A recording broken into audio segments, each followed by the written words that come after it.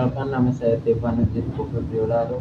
Saya siswa SMK Negeri 1 Maumere, jurusan Teknik Komputer dan Jaringan.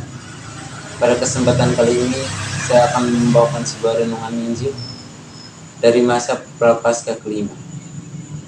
Mari kita mulai renungan Injil ini dengan tanda kemenangan Kristus. Dalam nama Bapa dan Putra dan Roh Kudus. Inilah Injil Yesus Kristus menurut Yohanes. Dimuliakanlah Tuhan. Di antara mereka yang berangkat untuk beribadah pada hari raya itu, terdapat beberapa orang Yunani.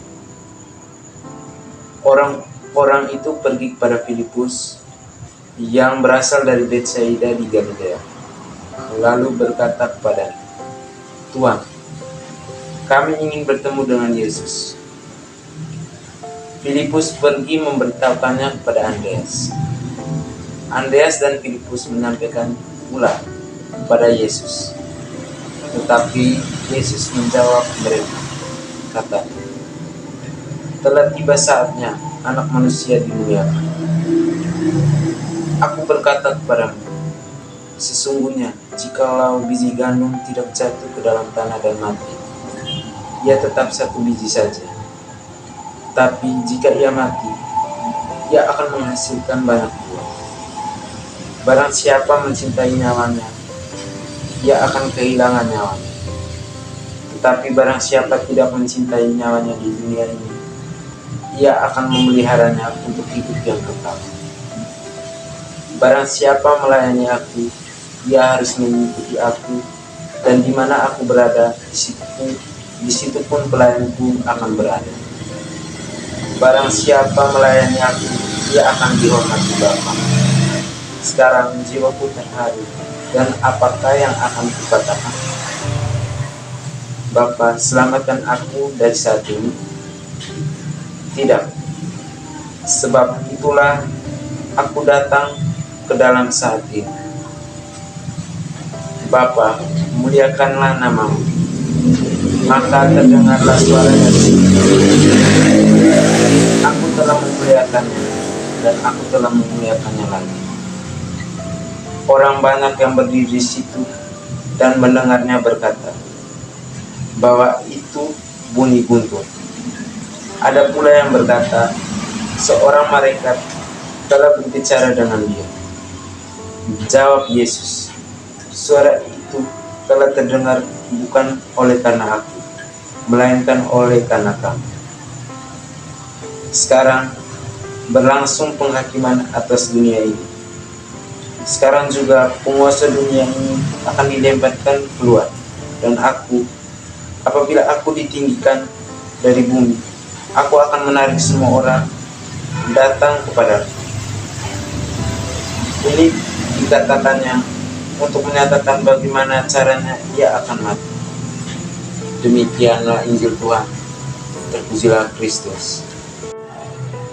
Setelah kita mendengar Injil tadi, mari kita dengarkan renungan Injil. Yohanes 12 adalah narasi tentang orang-orang yang menerima Yesus dan yang menolak dia. Di antara mereka ada orang-orang Yahudi dan juga orang-orang Yunani. Ada beberapa orang Yunani datang ke Filipus, seorang murid Yesus berbangsa Yahudi, namun mempunyai nama Yunani, karena mereka ingin bertemu dengan Yesus. Merespon kedatangan mereka, Yesus menyatakan bahwa inilah saatnya Anak Manusia dipermuliakan.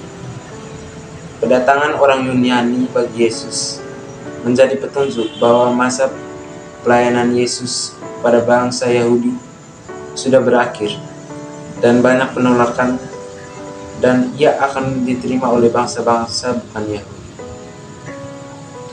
Akan tetapi, sebelum misi pada bangsa-bangsa dicapai, terlebih dahulu Yesus harus mati.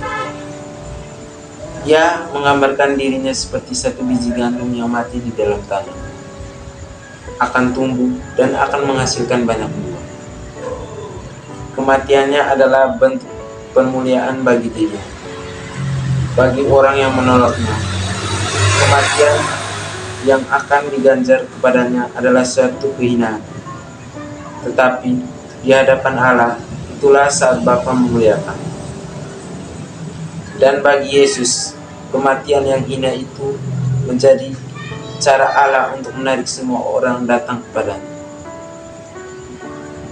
Siapakah yang akan dapat mendekat kepada Yesus dan dihormati oleh Bapa? Mereka adalah orang-orang yang sama seperti Yesus, yang tidak mencintai nyawanya di dunia ini. Hal yang utama dalam hidup mereka adalah melayani Yesus dan menjadi seperti biji gandum yang mati. Ini sungguh sebuah tantangan yang harus dipikirkan secara sungguh-sungguh. Pola hidup yang dapat dijalani hanya apabila kita berjalan dalam terang dan percaya kepada terang, yaitu Yesus. Bapa telah mempermuliakan Yesus yang rela menggenapi rencananya. Bapa juga akan memuliakan kita sebagai anak-anaknya apabila kita dengan tidak memikirkan lagi tentang kenyamanan diri, melayani Yesus dengan sepenuh hati dan berkorban baginya, serta memberitakan kematiannya dan berbuah baginya. Semoga kita selalu diberkati oleh Kristus.